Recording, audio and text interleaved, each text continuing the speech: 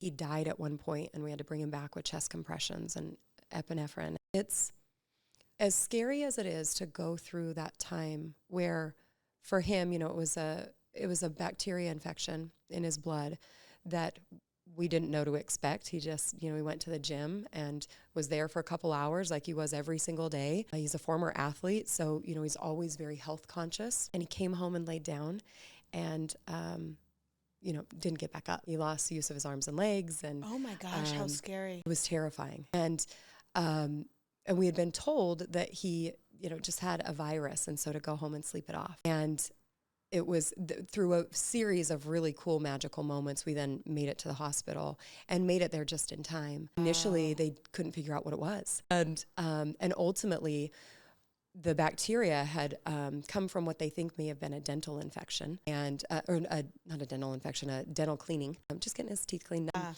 But it ate up his aortic valve, which is like the main valve in your heart that brings the blood from the put a hole in the mitral valve, which creates that, suction in your heart and then shoots oxygenated blood up to your brain. So it's, his heart spitting blood and backfilling and all that for about what they estimate to be 3.5 to 4 months. I had no clue. At pictures and go, whoa, the doctor said you were actively dying here. We had no clue. We were going here, we were going there, we were doing this. And he felt fine. And so to have that be the start of it, and ultimately what ended up happening was, he had to have open heart surgery. He then had a pacemaker put in. He died at one point, and we had to bring him back with chest compressions and epinephrine. And, it was terrifying. But it was also probably much like you can relate to with your cancer diagnosis, right? There's, you can look at that and say, why me? And one of the things that we talked about in the hospital was, why not you? Exactly. Because, exactly. If you really were the creator of the universe, right? And you got to create all these cool little beings to go about this really cool world. Yeah.